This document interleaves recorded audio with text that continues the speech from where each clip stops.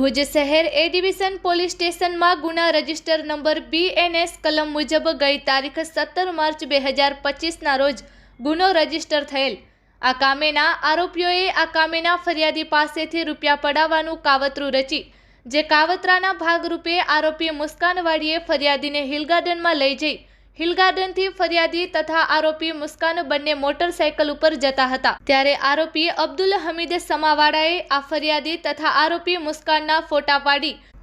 આરોપી મુસ્કાન અબ્દુલ હમીદ સમા તથા સરફરાજ રજાક ખાટકીવાળા સાથે મળી આરોપી મામદ નોડેવાળાને મુસ્કાનનો ખોટો પતિ બનાવી ફરિયાદીને ધમકાવી ફરિયાદીને તમામ આરોપીઓએ રચેલ આ સમગ્ર મામલો પતાવવા કરવા માટે ફરિયાદી પાસે રૂપિયા 19 લાખની માંગણી કરી। રૂપિયા 19 લાખ આ તમામ આરોપીઓએ ફરિયાદી પાસે લઈ તથા ભુજ સિટી એ ડિવિઝનમાં ખોટી અરજી કરી સમાધાનના નામે પોલીસ તરીકે ખોટી ઓળખ આપનાર આરોપીએ અબ્દુલ હમીદ સમા તથા સરફરાજ રજાક ખાટકીનાએ ફરિયાદી પાસેથી રૂપિયા 3 લાખ મેળવી એમ કુલ રૂપિયા 21 લાખ મેળવી લઈ ગુનો કરેલ, જેથી શ્રી ચિરાગ કોરડિયા સાહેબ પોલીસ મહાનિરીક્ષક શ્રી સરહદી રેન્જ ભુજ તથા શ્રી વિકાસ સુંડા સાહેબ પોલીસ અધિક્ષક શ્રી પશ્ચિમ કચ્છ ભુજનાઓએ આ ગુનાની ગંભીરતાને ધ્યાનમાં લઈ આરોપીને તાત્કાલિક પકડી પાડવા માટે સૂચના આપેલ, જે સૂચના અનુસંધાને લોકલ ક્રાઇમ બ્રાન્ચ પશ્ચિમ કચ્છ ભુજના police inspector Shri SN Chudasama સાહેબ